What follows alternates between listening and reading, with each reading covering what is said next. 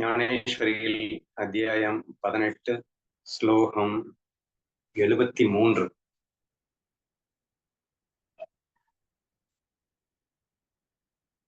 போன ஸ்லோகத்துல பகவத்கீதை நல்லா கேட்டியா, மனசுல உள்வாங்கிட்டியா, இல்ல பாதியிலே விட்டுட்டியா என்ற ஒரு சந்தேகத்தை கிருஷ்ணன் அர்ஜுனனிடம் கேட்க, அர்ஜுனன் அப்படியே பிரம்ம பாவத்துல மூழ்கி போய் கொண்டிருந்தவன் அதை எப்படி வெளியே வர்றதுன்னே தெரியாம வெளியே வந்து, என்ன கண்ணா இப்படி கேட்டுட்ட அப்படின்னு சொல்லிட்டு அர்ஜுனன் சொல்லுகின்ற அந்த பதில் தான் இந்த ஸ்லோகம். படிக்கிறேன் கேளு.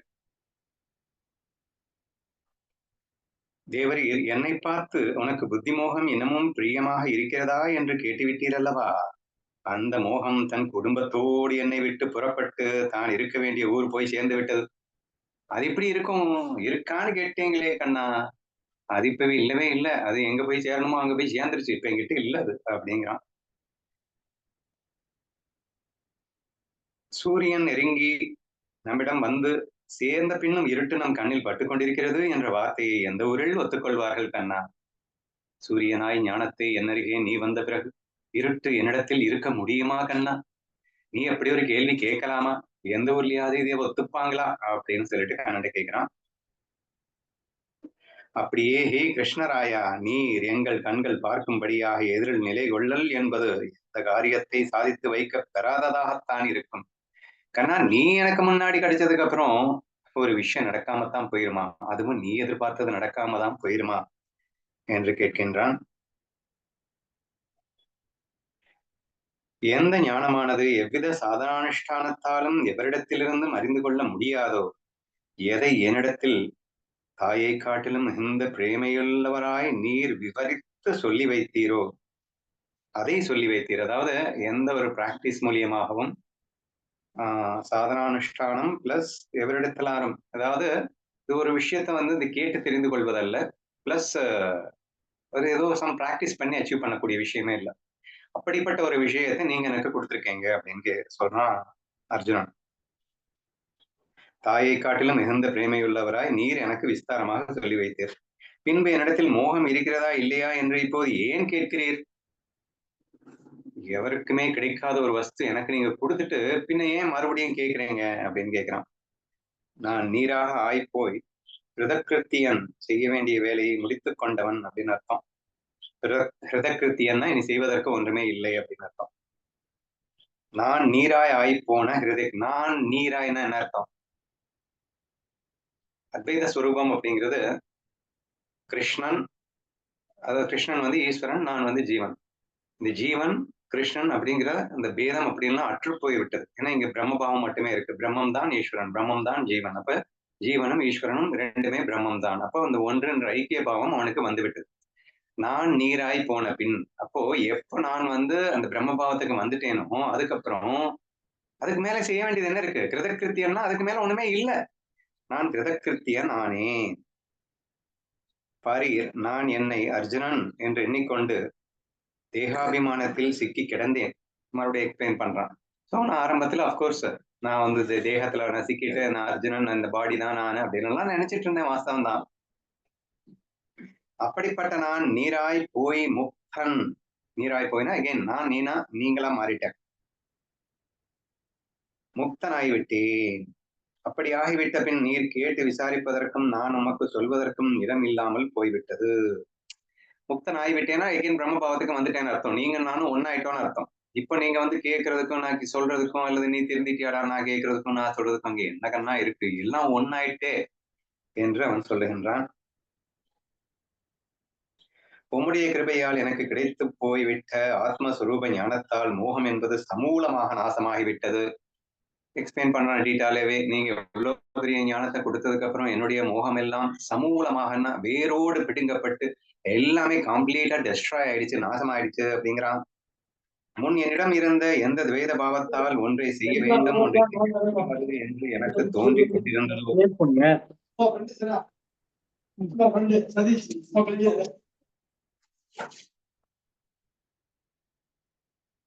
சோ துவைத பாவம் இருக்கிற வரைக்கும் தான் வந்து ஒண்ணு மேலு ஒண்ணு கீழே, இது நல்லது இது கெட்டது, இதை செய்யணும் இதை செய்யக்கூடாது. ஸோ ஆல் தீஸ் திங்ஸ் எப்ப வரைக்கும் இருக்கும் அப்படின்னா துவைத பாவம் இருக்கிற வரைக்கும் தான் இருக்கும். வேத பாவம் இருக்கிற வரைக்கும் தான் இருக்கும். மாயையில தான் இருக்கும் இல்லையா? எப்ப இந்த மாயையை கடந்த நிலைக்கு வந்து விட்டோமோ, அல்லது பிரம்மமே மாயையா இருக்கின்றது என்று வந்து விட்டோமோ, அல்லது சும்மா நாச்சுக்கும் இந்த மாயம் தோற்ற மாத்திரமாக இருக்கிறது, அது உண்மையில் இல்லை என்று முழுவதுமாக தீர்மானத்திற்கு வந்து விட்டோமோ, அப்போ இது செய்யணும், இது செய்யக்கூடாது என்ற கண்டிஷனல் லைஃப்க்கு நம்ம மாறி போயிட்டோம். அஃப்கோர்ஸ் அதுக்கப்புறமும் மாயையில வந்து ஞானிகள் இருப்பார்கள், செய்வார்கள், செய்ய வேண்டியதை செய்வார்கள். அந்த மாரி சம்திங் இருக்கும். பட் எல்லாமே அன்கண்டிஷனலாக அல்லது கண்டிஷன்ஸ் இருந்தா கூட அன்கண்டிஷனல் கண்டிஷன்ஸாக என்பது மாதிரி தான் இருக்குமே தவிர, இப்ப நமக்கு இருக்கிற மாதிரி வந்து இது கரெக்ட், இது தப்பு, இது தர்மம், இது அதர்மம், இதை செய்யணும், இது செய்யக்கூடாது அப்படி என்று எக்கச்சக்கமான கண்டிஷன்ஸ் போட்டு வாழ்ந்து கொண்டிருக்கின்ற இந்த துவைத பாவத்தில் இருக்கக்கூடிய அந்த விஷயம் எனக்கு இப்ப இல்ல அப்படின்னு சொல்ல வரான்.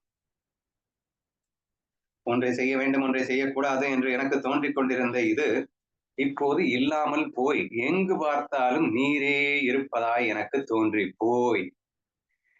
பாருங்க, இந்த 2மே ரொம்ப அருமையா இங்க ஞானதேவருடைய விஷயத்த பாருங்க. ஞானமா, பக்தியா? பக்தியா, ஞானமா? பிரிக்க முடியாத அளவுக்கு நான் கிருஷ்ணாவைல என்ன சொல்லியிருக்கேன்? நீ எல்லாத்தையும் கண்ணனா பாருங்கிறேன். இப்போ நான் இப்ப சமீபமா என்ன பேசிட்டு இருக்கேன்? அந்த கண்ணனும் நீயே தான், அனைத்தும் நானே என்று பார் அப்படின்னு சொல்லிட்டு இருக்கேன். அப்ப இந்த 2யுமே அழகா மேட்ச் பண்ணி இங்க கொண்டு வரது தான் ரொம்ப ஆச்சரியமா இருக்கும். எங்கு பார்த்தாலும் நீரே இருப்பதாக எனக்கு தோன்றி போய். அப்போ முதல்ல சொன்ன அந்த அனைத்தும் கண்ணனாக பார். எங்கு பார்த்தாலும் நீரே இருப்பதாக தோன்றி போய். வேறொரு வஸ்து இருப்பதாய் தோன்றவில்லை. இந்த விஷயத்தில் எனக்கு ஒரு சந்தேகமும் இல்லாமல் போயிட்டு. ஸோ 100% கிளியர் கட்டா தெளிவா இருக்கேன். இங்க எங்கும் இருப்பது நீதான், நீதான், நீதான். உன்ன தவிர எதுவுமே இல்ல. அப்படிங்கிற ஃபீலிங்க்கு ஃபர்ஸ்ட் வரான். அப்படியே நெக்ஸ்ட் பாருங்க. எந்த சொரூபத்தில் கர்மம் என்பதே இல்லையோ, அதுவாகவே நான் ஆய்ப்போய் விட்ட பின், நீராய் இருக்கை என்ற என் சொரூபத்தை நான் அடைந்து விட்டபடியால், எனக்கு இனி செய்ய வேண்டியது என்று ஒன்று இல்லாமல் போய்விட்டது. இப்ப இவன் என்னாட்டான்? தானும் அவரா மாறிட்டான்.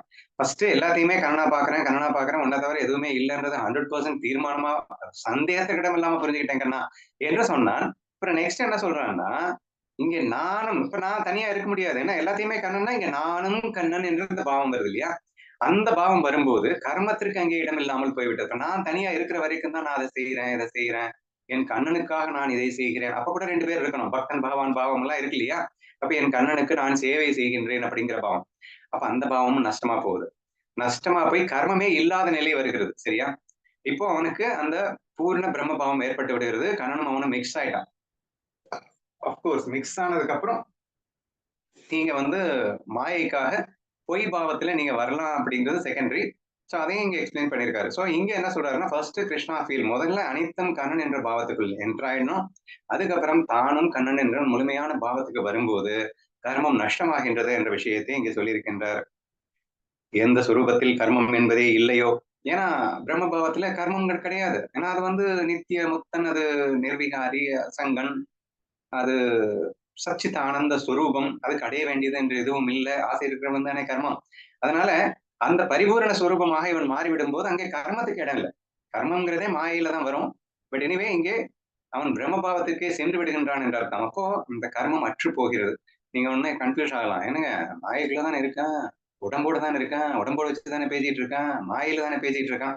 Yes of course, but the feel part, அதாவது மாயையில் இருக்கிறதுன்றது உண்மை இல்லாத வெறும் தோற்றம் என்ற தெளிவான புரிதலோடு, பட் ஹூ ஆம் ஐ அப்படிங்கிறதுல ஐ எம் பிரம்மம், நான் பிரம்மம் மட்டுமே, அதுவே உண்மை என்ற சத்தியம் என்பதை தெளிவாக புரிந்து கொண்டு இது வெறும் தோற்றமாக இருந்து கொண்டிருக்கிறது என்று தெளிவில் இருக்கின்றான்னு புரிஞ்சுக்கணும். அப்ப இந்த தெளிவில் இருக்கும்போது அவன் தன்னை யாரா நினைச்சிட்டு இருக்கான்? பிரம்மமா நினைச்சிட்டு இருக்கான். பிரம்மமா நினைச்சிட்டு இருக்கும்போது அது கர்மம் இருக்குமா? இருக்காது. இப்ப மாயையில் இருக்கக்கூடிய அந்த உடம்புக்கு கர்மம் இருக்கலாம். ஆனா அது தானல்ல என்று உணர்ந்து விட்டு அந்த பிரம்மமாகி விட்டு அவனுக்கு கர்மம் இருக்குமா? இருக்காது என்று நீங்கள் புரிந்து கொள்ள வேண்டும். சரியா? என் சொரூபத்தை நான் அடைந்து விட்டபடியால் அப்படின்னா நான் பிரம்மம் என்று நான் புரிந்து கொண்டு விட்டதால், அடைந்து விட்டதால் எனக்கு இனி செய்ய வேண்டியது என்று இல்லாமல் போய்விட்டது. டோட்டலி ஐ ஆம் ஃப்ரீ ஃப்ரம் தி கர்மா. பிரம்மம் அகர்த்தா அபோக்தா அப்படின்னு எல்லாம் நம்ம டிஸ்கஸ் பண்ணது ஞாபகம் இருக்கான்னு யோசிச்சுக்கோங்க. சோ பிரம்மத்துக்கு கர்த்தா போக்தா பாவமே கிடையாது. சோ அது தாண்டிய நிலையில் இருக்கின்றது. அப்ப தன்னை பிரம்மம் என்று உணர்ந்தவனுக்கும் கர்த்தா கிடையாது, கர்மம் கிடையாது. கர்மம் இருந்தா தானே கர்த்தா வருது. கர்மமே இல்லைன்னா கர்த்தா எங்க போறது என்று நீங்கள் புரிந்து கொள்ளலாம். ஹே பிரபுவே, இனி உம்முடைய ஆஞ்ஞா பிரகாரம் நடப்பதை தவிர எனக்கு வேற ஒன்றும் இல்லை. உடனே உங்களுக்கு கன்ஃபியூஷன் வரும். என்னடா லூசு மாதிரி பேசிட்டு இருக்கான், இப்பதான் வந்து எனக்கு நான் பிரம்ம பாவத்தை அடைஞ்சு விட்டேன், அதனால இன்னைக்கு கர்மமே இல்லை அப்படின்னு சொன்னேன். இப்ப பிரபுவே, இனிமே உங்கள் ஆஞ்ஞை பிரகாரம் நான் செய்வதை தவிர வேறு ஒன்றுமில்லை. என்ன டயலாக் இது? முன்னுக்கு பின் முரணா இல்லையா என்று உங்களுக்கு கேட்க தோன்றும். First try to understand. பிரம்ம பாவத்தில் இருந்து கொண்டு அவன் பேசும்போது உண்மையில் அவனுக்கு கர்மா, கர்த்தா, கண்ணாம எந்த விதமான விஷயமும் கிடையாது. எந்த விதமான ஒரு விஷயமும் கிடையாது. அப்ப இப்ப என்ன பேசுறான்? பிரபுவே உங்கள் ஆజ్ఞைப்படி நடக்கிறது மட்டும்தான் இப்ப என் கர்மம். என்ன மறுபடியும் கர்மத்துக்கு வரலாம் என்று கேட்டால், இங்கே இது நான் நீ என்ற பேதபாவம் உண்மை அல்ல. இது வெறும் மாயைக்காக தோற்றுவிக்கப்பட்டுக் கொண்டிருக்கிறது என்று தெளிவான புரிதலோடு பிரம்ம பாவத்தை மறக்காமலேயே ஆனால் பேதபாவத்தில் இருப்பது என்றதை நல்லா புரிஞ்சுக்கணும். ஞானிகள் மாயில் இருக்கிற வரைக்கும், உடம்போடு இருக்கிற வரைக்கும் அப்கோர்ஸ் பேதபாவம் இருக்குமா இருக்காதா அப்படின்னு கேட்டா இல்லாமல் இருக்கும்னு தான் சொல்ல வேண்டியது இருக்கு இல்லையா? ஏன்னா அவங்களுக்கு சுத்தமா இருக்காது. ஏன்னா அனைத்தையும் தான் என்று பார்க்கக்கூடியவனாக இருக்கின்றான். ஆனால் தானே இங்கே பலவாக பிரதிபிம்பித்துக் கொண்டு ஆனால் தோற்றத்திலே பேதபாவம் இருக்கின்றது. உண்மையில் இல்லை எனிலும் சும்மா நாச்சுக்கும் ஒரு பேதபாவம் இருப்பது போன்ற ஒரு தோற்றத்தை ஏற்படுத்திக் கொண்டு என்னுள் நான் என்னையே வெளிப்படுத்தி மகிழ்கின்றேன் என்ற அந்த ஒரு அற்புத விஷயத்திற்கு அங்கே வருகிறது என்று புரிந்து கொள்ள வேண்டும். அப்போ மாயைக்குள்ள என்ட்ரி ஆயிட்டேன்னா கர்மம் கண்டிப்பா இருக்கும். சரியா? உன் உடல் இருக்கும் வரைக்கும் நீ கர்மம் பண்ணிதான் ஆகணும். அட்லீஸ்ட் உடலை பேணுவதற்குரிய செயலாவது நீ பண்ணித்தானடா ஆகணும். காலையில குடிக்கணும் செய்யணும்ன்றதாவது நீ பண்ணித்தானடா ஆகணும். கர்மம் இல்லைன்னு எங்கடா தப்பிக்க முடியும்னு ஆரம்பத்துல கேட்பார். அதுக்கு ரீசன் என்னன்னா ஆசையினால் ஏற்படுகின்ற கர்மம் அப்படிங்கிறது டோட்டலி டிஃப்ரெண்ட். பட் இங்க நீ பிரம்மம் என்று உணர்ந்த பிறகு மாயை என்று தெளிவான புரிதலோடு இருக்கும் போதும் மாயையில் இருக்கின்ற வரை கர்மம் இருக்கும் என்று நாம் புரிந்து கொண்டால் ஓகேவா இருக்கும். சரியா? அப்ப இந்த இடத்துல அர்ஜுனன் சொல்றான், எனக்கு கர்மம் இல்லாத நிலையை அடைந்து விட்டேன் அப்படின்னா நான் பிரம்ம பாவத்தை அடைந்து விட்டேன் அப்படின்னு தெளிவா சொல்லிட்டு நெக்ஸ்ட் சொல்றான், பிரபுவே ஆங்கிடுங்கள், எனக்கு நீங்கள் சொல்வதை செய்வதே நீ என் கர்மம் அப்படின்னு சொல்றான் அப்படின்னு புரிஞ்சுக்கோங்க. அப்போ அது ஃபர்ஸ்ட் என்ன பாவத்துல இருந்து பேசுறான், அந்த பிரம்ம பாவத்தை மிஸ் பண்ணாமலேயே இந்த பாவத்துல இருந்து பேசுறான்றதை நீங்க புரிஞ்சுக்கிட்டீங்கன்னா கன்ஃபியூசன் ஆகாது. ஓகேவா? எந்த திருஷ்யத்துக்கு பாருங்க, அப்படியே மாத்தி மாத்தி மாத்தி எவ்வளவு அழகா ஞானதேவர் இதை சொல்றாரு பாருங்க. எனக்கு வேறொன்றும் இல்லைன்னு சொன்னா, எந்த திருஷ்யத்தின் தரிசனமானவுடன் திருஷ்யம் என்பதே இல்லாமல் போகிறதோ, எந்த இரண்டாவதான வஸ்து இரண்டாவது என்று தோன்றும் தோற்றத்தையே விழுங்கி விடுமோ, எது ஒன்றாகவே இருந்து கொண்டு எல்லா இடங்களையும் வியாபித்துக் கொள்கிறதோ, ஏதொன்றின் சம்பந்தம் ஏற்பட்டமின் பந்தமே இல்லாமல் போகிறதோ, ஏதொன்றின் விஷயமான ஆசை ஏற்பட்டவுடன் ஆசை என்பதே இல்லாமல் போயிற்றோ. பாருங்க, அத்வைதம் துவைதம் அப்படிங்கிறத என்ன அழகா பின்னி பிணைகிறார் அப்படிங்கறதுதான் நீங்க யோசிக்க வேண்டிய ஒரு விஷயம். சோ ஃபர்ஸ்ட் என்ன சொல்றாரு, நீங்க சொல்றதை நான் செய்யறேன் அப்படின்னு கர்மத்துக்குள்ள வரான். வந்துட்டான் அப்படின்றதுக்காக அவன் உண்மையிலேயே துவைத பாவத்துக்கு வந்துட்டான்னு நீங்க நினைச்சிடக் கூடாது. அவன் தெளிவா மறுபடியும் பேசுறான், கண்ணா திருஷ்யம் என்பதே இல்லாமல் போய் எதை பார்த்தவுடன் பார்த்தல் என்ற செயலே இல்லாமல் போகுமோ, த ஃபர்ஸ்ட் பாயிண்ட். திருஷ்யம்னா பார்த்தல், சரியா? அப்போ நான் உன்னை பார்த்துட்டேன், எதை பிரம்மத்தை பார்த்துட்டேன். பிரம்ம பார்த்ததுக்கு அப்புறம் இனிமே பார்த்தல் என்ற செயலே இல்லாமல் போய்விட்டது. ஏன்னா பிரம்ம பாவத்துக்கு அகர்த்தா அபோக்தா. சோ அது அதுவாகவே இருந்து கொண்டிருக்கிறது. சோ அது பார்த்துத்தான் எதையும் செய்யணும்ன்ற எந்த விஷயமான ஒரு கட்டாயத்துக்கும் இல்ல. ஏன்னா இரண்டற்ற நிலையில் எதை பார்க்கிறது? இருக்கிறதே ஒண்ணுன்னா, அது நான் என்னையே பார்த்துக்கிட்டேன் அப்படின்னு சொல்லவா? It is impossible. சோ ஏதொன்றை நான் திருஷ்யத்தை பார்த்த பிறகு அந்த திருஷ்யம் என்பதை இல்லாமல் போனதோ, ஏதோ ஒன்றை பார்த்த பிறகு பார்க்கப்படும் பொருள் அல்லது பார்த்தல் என்ற செயலை முற்றும் அற்று போய்விட்டதோ, ஃபர்ஸ்ட் பாயிண்ட். நெக்ஸ்ட் பாருங்க, அந்த மாதிரி அழகா இப்படி எல்லாம் சொல்றாருன்னு, திருஷ்யம் என்பதே இல்லாமல் போகின்றதோ, இரண்டாவது வஸ்து இரண்டாவது என்று தோன்றும் தோற்றத்தையே விழுங்கி விடுமோ, எந்த இரண்டாவது வஸ்து இரண்டாவது என்ற தோற்றத்தையே விழுங்கி விடுமோ. சரியா? இப்போ நான் இங்க என்ன பார்த்தேன்னா பிரம்மத்தை பார்த்தேன், பிரம்மத்தை அடைஞ்சேன், பிரம்மத்தை உணர்ந்தேன். சரியா? அந்த பிரம்மத்தை இரண்டாவது வஸ்து அப்படின்னு இத்தனை நாளா நினைச்சிட்டு இருந்தேன். ஆனா அந்த பிரம்மத்தை அடைஞ்சதுக்கு அப்புறம் தான் தெரியுது ரெண்டாவது அப்படின்னு ஒண்ணும் இல்லவே இல்லை அப்படின்றது அர்த்தமாயிடுது. சி த ஆத்மஸ்வரூப், சப்ஜெக்ட் அண்ட் ஆப்ஜெக்ட் நம்ம அடிக்கடி பேசுறோம். காண்பவன் காணப்படும் பொருள். சரியா? See subject cannot become an object. இதை நம்ம அடிக்கடி பேசியிருக்கோம். காணப்படும் பொருளும் காண்பவனும் வேறு வேறாக இருப்பானுங்க. இந்த உலக விஷயங்கள் அத்தனையும் நீ அனுபவிக்கணும் அப்படின்னா இந்த டுவாலிட்டி வேணும். காண்பவன் வேறாக இருக்கணும், காணப்படும் பொருள் வேறாக இருக்கணும். அனுபவிப்பவன் வேறாக இருக்கணும், அனுபவிக்கப்படும் பொருள் வேறாக இருக்கணும். அந்த ரெண்டு இருந்தாதான் இங்க அனுபவம் நடக்கும் இல்லையா? ஆனா பிரம்ம பாவம் அப்படிங்கிறது அப்படி இல்லை. பிரம்ம பாவம் அப்படிங்கிறது ஏதோ ஒரு ஆப்ஜெக்ட் மாதிரியும், இங்க வேற ஒரு சப்ஜெக்ட் வந்து அந்த பிரம்ம பாவத்தை அனுபவிக்கிற மாதிரியும் கிடையாது. ஏன்னா, நம்ம இதத்தான் தேடிட்டு இருக்கோம். இப்ப வந்து சாதகன்ற பேர்ல நம்ம என்ன பண்ணிட்டு இருக்கோம் அப்படின்னா, என்னையே நான் தொலைச்சுட்டு என்னைய நான் தேடுறேன் அப்படிங்கிறான். என்னைய நான் தொலைச்சுட்டேன்னா பிரம்ம பாவத்த தொலைச்சுட்டு பிரம்ம பாவத்த தேடுறானா. சரியா? அப்ப பிரம்ம பாவம்ங்கிறது ஆப்ஜெக்ட்டா வச்சுக்கிட்டு சப்ஜெக்ட் என்னவோ நினைச்சுக்கிட்டு தேடிட்டு இருக்க. வச்சுக்கோ. ஆனா, எப்ப அத தேடி முடிச்சியோ, என்ன கிடைக்கும்? ஆப்ஜெக்ட் தான் சப்ஜெக்ட்ன்ற புரிதல் கிடைக்கும். சரியா? எதை தேடி செல்லுகின்றேனோ அது வேறொன்றும் அல்ல. அது நானேங்கிற புரிதல் வரும். That is what happening in the பிரம்ம பாவா இல்லையா? ஏன்னா மத்த நீங்க எந்த விஷயத்த தேடினாலும் கிடைக்குங்க. அது நீங்களும் இருப்பீங்க, அந்த பொருளும் இருக்குங்க. ஆனா உங்களையே நீங்க தேடி போனீங்க அப்படின்னு சொன்னா, தேடுகின்ற பொருள் உங்களுக்கு கைக்கு அகப்பட்டவுடன் நீங்க இருப்பீங்களா? அங்க 2வதுன்ற இன்னொரு வஸ்து இருக்க முடியுமா? நானே அதுன்னு புரிஞ்சதுக்கு அப்புறம் 2வதா என்ன இருக்கும்? இருக்காது இல்லையா? So please try to understand very carefully. ரொம்ப நுணுக்கமான சில விஷயங்கள் இது. சோ கேர்ஃபுல்லா கேட்ச் பண்ணுங்க. 2வது தேடி அதாவது என்ன சொன்னாரு? எந்த 2வது வஸ்து 2வது என்று தோன்றும் தோற்றத்தையே விழுங்கி விடுமோ அப்படின்னு சொல்றாரு. சரியா? சோ நான் இன்னொரு பொருள தேடி போறேன் அப்படின்னா, அந்த பொருள் என்ன விழுங்காது. எந்த ஒரு பொருள எடுத்துக்கிட்டாலும் அந்த பொருளும் இருக்கும், நானும் இருப்பேன். ஆனா பிரம்ம பாவத்த தேடி போனேன்னா, தி மொமெண்ட் நான் பிரம்ம பாவத்த தேடி போனேன்னா, பிரம்ம பாவத்தை அடையும் போது இங்க நான் இருக்க மாட்டேன். Because I am realising that I myself is the பிரம்ம பாவா. அப்ப இங்க 2ன்னு இன்னொன்னு பார்க்கிறதுக்கு இருக்காது. அல்லது ஜீவஸ்வரூபம் இருக்காது. இந்த மாயை பொய் என்ற உணர்வோடு அதுக்காக இல்லவே இல்லைன்னு அர்த்தம் இல்ல. வெறும் ஆ பா அ ஓகே. இருக்கும். என்ன இருக்கும்னா, பொய்யாக இருக்கும். மாயையாக இருக்கும் அப்படிங்கிற மாரி புரிஞ்சுக்கணும். சரியா? சோ டோட்டலா நம்ம கரைஞ்சுட்டோம் அப்படிங்கிறது கூட இல்லாம, ஆனா கரைஞ்சுட்டது தான். ஏன்னா பிரம்ம பாவத்த அடைஞ்சதுக்கு அப்புறம் அதுதான் நான்னு புரிஞ்சதுக்கு அப்புறம் இங்க என்ன இருக்கு? எத பார்த்தாலும் அது நானாகவே மாறிவிடுகின்றேன். அப்ப 2ங்கிற அந்த அர்த்தமே இல்லாமல் போய்விடும்ங்கிறத நல்லா புரிஞ்சுக்கணும். இத என்ன சொல்லலாம்னா, மண்ணு மண்ணு பொம்மை இல்லைன்னா, உப்பு கட்டிய வச்சு பொம்மை பண்ணதா எப்படியாவது கற்பனை பண்ணுங்க. சரியா? இப்போ இந்த உப்பு கட்டிய வச்சு ஒரு நெறைய பொம்மைகள் வந்து நீங்க ரெடி பண்ணுங்க. இப்போ ஒரு உப்பு கட்டி வந்து தான் யாருன்னு புரிஞ்சுக்கிறதுக்காக ட்ரை பண்ணுது. அது உப்புன்னு தெரியும்போது, அது கண்ணுக்கு என்னங்க தெரியும்? ஒட்டுமொத்த உலகமும் உப்பால் ஆனதாக அல்லது மண்ணால் ஆனதாக மண் பொம்மைகளாக நீங்கள் அனுமானிப்பீர்களேயானால், அந்த ஒரு பொம்மையானது தன்னை தேடி திரியும்போது தான் யார் என்று உணரும்போது, அங்கே அந்த மண்ணை தவிர வேற ஏதாவது இருக்குமா? ஏன்னா ஒட்டுமொத்த உலகமும் மண்ணால் ஆனதே தானே! அப்போ the moment when I realise myself there cannot be a second one அப்படிங்கிறது இருக்கவே இருக்காது. இப்ப தேடி போனவன் அப்படிங்கிறது இருப்பானா? தேடினவன் இருக்க மாட்டான். ஏன்னா அதுவே நான் என்று புரிந்து கொள்கின்றான். இந்த மண் பொம்மையானது மண்ணை தேடி சென்றது. இறுதியில் அதுவே தான் என்று உணர்ந்தது. அதுவே தான் என்று உணரவில்லை. ஒட்டுமொத்த இந்த உலகமுமே தான் என்று உணர்ந்தது. இதுதான் பியூட்டி ஆஃப் ஆல் பியூட்டி. 2வதுங்கிறதே கிடையாது. இங்க நான், நீங்கிற இந்த 2 மட்டும் இல்ல. வேற எதுவுமே கிடையாது. என்ன தவிர எதுவுமே கிடையாது என்ற அந்த அற்புதம் நிகழும் அதிசயம் தான் இந்த பிரம்ம பாவம் என்பதை உணர முற்படுங்கள் அப்படின்னு சொல்ல வரேன். சரியா? சோ புரிஞ்சிருக்கும்னு நினைக்கிறேன்.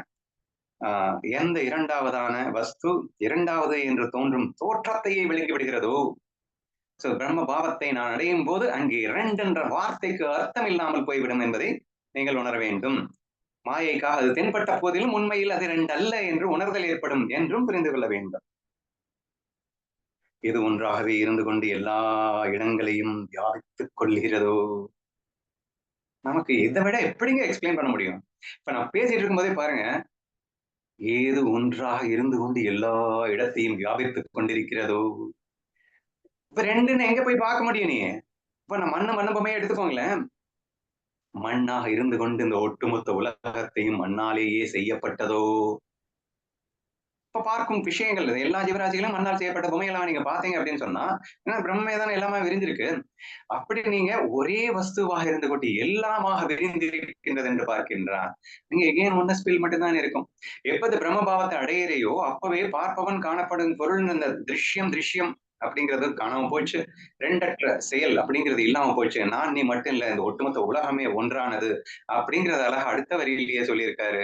அந்த ஒரே ஒன்றுதான் இந்த உலகமாக விஸ்தாரம் அடைந்திருப்பதாக அவனுக்கு தென்பட்டு போகின்றது. Even if it is in maya. ஏன்னா, மாயை கலப்பில்லாம இருக்கும்போது இந்த டவுட்டே கிடையாதுங்க. பட் மாயையின் கலப்போடு இருக்கும்போது கூட, நீ டவுட் பட வேண்டிய அவசியம் இல்லை. ஏன்னா, அது மட்டும் தானே இந்த மாயையாக விரிஞ்சிட்டு இருக்கு. ஒட்டுமொத்த இந்த விஸ்வமாக எது விரிஞ்சிட்டு இருக்கு? அது மட்டும் தானே. ஏன்னா இருக்கிறது அது மட்டும் தானே. என்ற அந்த விஷயத்தை புரிந்து கொள்ளுங்கள்.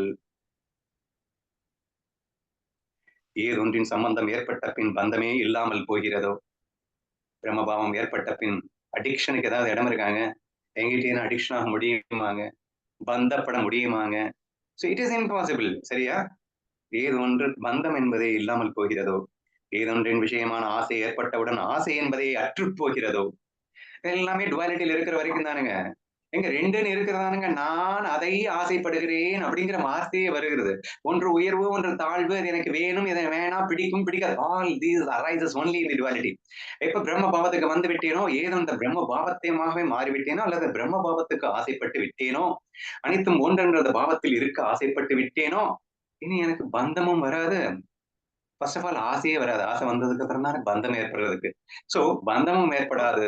எதன் மேல் ஆசை ஏற்பட்டவுடன் ஆசை என்பதே அற்றுப் போய் விடுமோ அந்த பாவத்தை அடைகின்றான். என்ன அழகா எக்ஸ்பிளைன் பண்ணியிருக்காரு பாருங்களேன். ஏதொன்றின் சம்பந்தம் ஏற்பட்ட பின் பந்தமே இல்லாமல் போகிறதோ, ஏதொன்றின் விஷயமான ஆசை ஏற்பட்டவுடன் ஆசை என்பதே இல்லாமல் போகிறதோ, ஏதொன்று கிடைத்த மாத்திரத்தில் உலக அனைத்தும் தன் சொரூபமாக ஆயிப் போய் கைக்கு கிடைத்து விட்டதாகி விடுகிறதோ.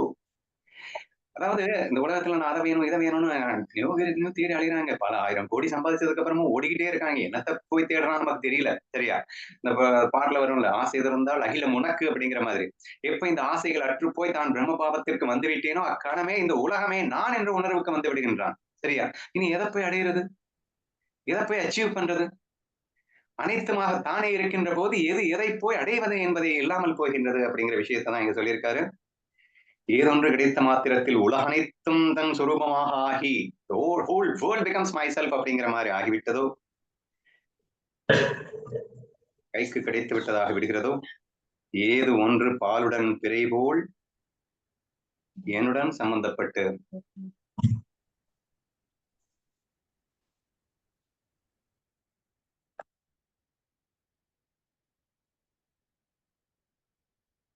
ஏதோ ஒன்று பாலுடன் பிறை போல் என்னுடன் சம்பந்தப்பட்டு என்னை ஒண்டியாக செய்து வைக்கிறதோ.